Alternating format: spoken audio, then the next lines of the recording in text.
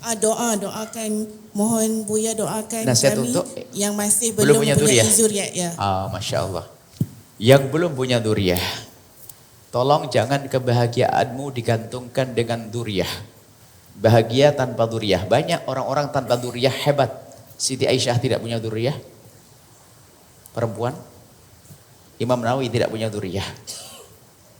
Jangan sampai gara-gara dzurriyyah ini hidup Anda retak. Jadilah cerdas. Sudah tidak punya dzurriyyah, hidupnya berantem terus. Apa ini? Bodoh di atas kebodohan. Oke, Anda berharap boleh. Akan tapi biarpun berharap, tentunya dengan cara-cara yang syar'i. Tapi tolong jangan menyalahkan pasangan. Apalagi kalau sudah pergi ke medis. Kalau perlu selagi sehat-sehat saja, nggak perlu diketahui siapa yang menjadi sebab tidak punya dzurriyyah. Khawatir tidak mampu. Ada sebuah cerita, ibu yang solehah, dengar ini cerita. Suatu ketika ada suami istri tidak punya dzurriyyah. Akhirnya suami istri pergi ke dokter.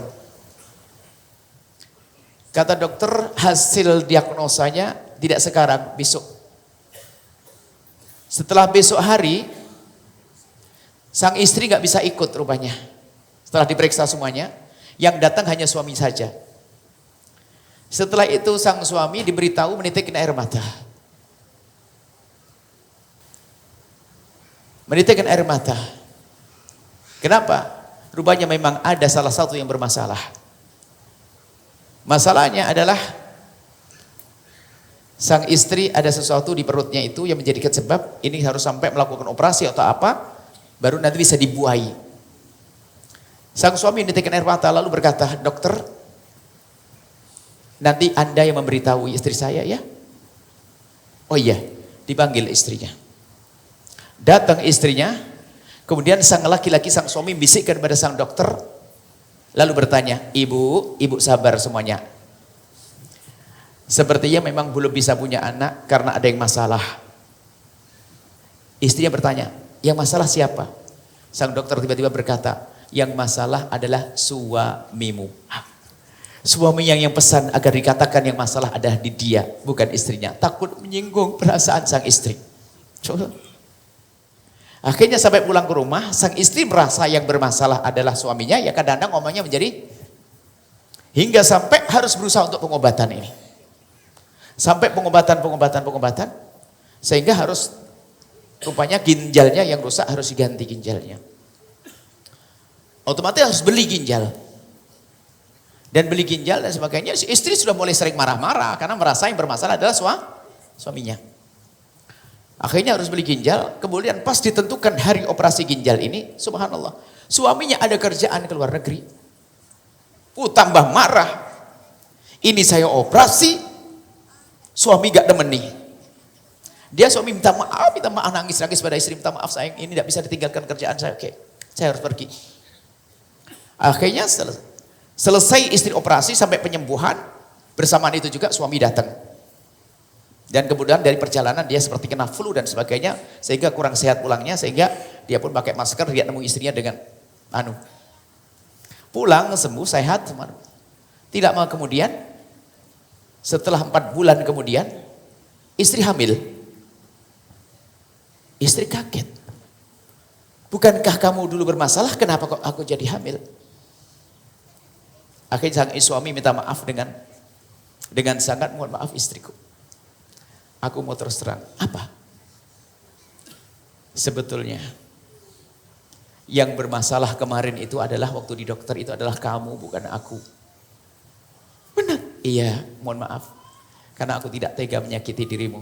Wah, minta maaf istrinya, mohon maaf aku suka marah-marah sama kamu.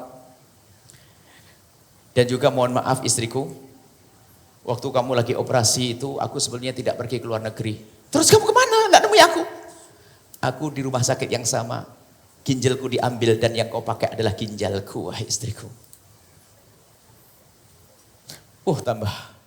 Itu gambaran saja sebetulnya bahwasanya, kalaupun seandainya istrimu adalah yang bermasalah, tolong jangan diungkit. Dia pun tidak ingin seperti itu. Makanya mohon maaf panjang ini, masalah ini. Kalau ternyata yang bermasalah suamimu, dia juga tidak menghendaki. Tapi ingat, tetap bahagia, bahagianya tanpa syarat. Kalaupun tidak punya anak, itu anaknya hamba Allah masih banyak bisa kita didik jadi ulama seperti Aisyah mendidik ulama. Seperti Imam Nawawi mendidik ulama. Tolong jangan dijadikan permasalahan dalam rumah tangga Anda. Enggak punya anak, gara-gara kamu enggak punya anak. Tidak. Hari ini hari indah. Yang tidak punya anak bahagia. Kalau Anda banyak duit, kaya raya, enggak punya anak, saya kirim santri 1000 santri besok. Masuk surga dengan santri Anda. Hayo, bismillah dengan hayo. Oh, di dunia tidak punya anak, di akhirat anaknya banyak ulama-ulama. Kan enak begitu ya. Ini adalah nasihat lebih penting supaya mohon maaf tidak saling menyalahkan. Sakit itu penyakit. Tidak boleh menyalahkan. Tolong ini. Ini pegang ini. Adapun masalah bagaimana wasilah banyak. Di antaranya adalah ya istighfar malam minimal 70 kali. Kan disebutkan Al-Qur'an. Istaghfiru rabbakum innahu kana ghaffara. Mintalah ampun kepada Tuhanmu, sungguh Allah Maha Pengampun. Yursilis sama alaikum idrara wa yumtitkum bi amwali wa banin. Banyaklah istighfar, nanti kamu akan dapat rezeki dan dapat anak. Ini. Insyaallah di antaranya istighfar khusus di tengah malam, sebagian para ulama istighfar berapa kali? 70 kali istighfar astagfirullahaladzim. Istighfarnya minta ampun kepada Allah dan juga semoga dikasih dzurriyyah. Di antara begitu, kemudian juga banyak doain orang-orang lain lah. Semoga anak-anak punya anak. Nanti Allah kasih buat dia anak ya. Mendoakan orang lain. Khususnya mendoakan orang-orang yang bermasalah dengan Anda. Biar hati Anda itu menjadi hati yang lapang. Yang kurang ajar pinjam uang tak balik-balik. Semoga punya anak. Anaknya soleh-soleh. Maka Allah kasih Anda anak insya Allah. Ya itu saja insya Allah yang bisa kami sampaikan.